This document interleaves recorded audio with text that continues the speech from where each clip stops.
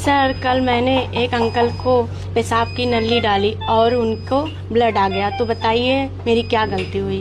Common mistake हम क्या ऐसी करते हैं कि जब फॉलीज कैथेटराइजेशन करते हैं और ब्लड आ जाता है, तो ब्लड कितना आया और कैसे आया, इस पे आज हम चर्चा करेंगे। तो फॉलीज कैथेटराइजेशन के लिए हमको एक फॉलीज कैथेटर की जरूरत पड़ती है, इसको पेशाब की नली कहते हैं। तो पेशाब की नली को कैसे प्रयोग किया जाता है, तो पेशाब के रास्ते में जाती है, यूरित्रा के अंदर जाती है। यूरित्रा अगर तुमने बाबूजी के डाली तो पुरुष थे, तो पुरुष का यूरित्रा का साइज महिलाओं के मुकाबले काफी लंबा होता है। तो ये रास्ता पुरुष के पेशाब के रास्ते के थ्रू होते होते होते होते होते होते अंदर चला गया, और जब अंदर चला गया तो पेशाब की थैली से तुमने जोड़ा।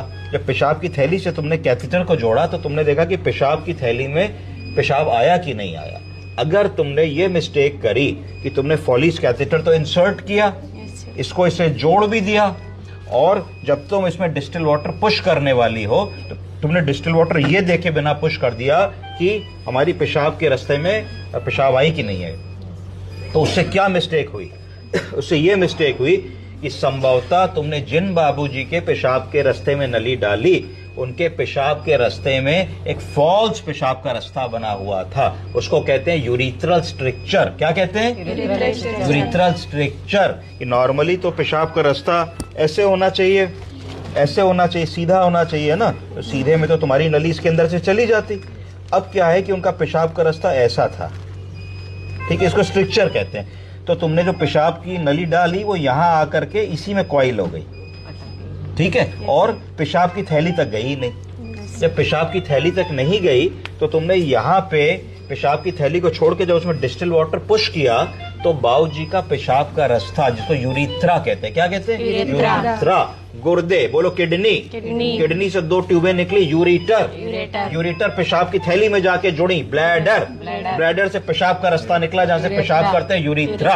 तो तुमने यूरिथ्रा में जो नली डाली वो ये सोच के डाली कि ये यूरिथ्रा को पार करके ब्लैडर में चली जाएगी, पर आपके केस में संभवतः ऐसा हुआ कि ब्लैडर को पार करके, वो यूरिथ्रा को पार करके ब्लैडर में नहीं पहुंची और वो यूरिथ्रा में कॉइल कर गई। और जब आपने इसमें 20 ml डिस्टिल्ड वाटर भरा तो 20 ml डिस्टिल्ड वाटर भरने से यूरिथ्रा रप्चर कर गई और अंदर चोट लग गई पेशाब की जगह में, जिससे उनको ब्लीडिंग हो गई।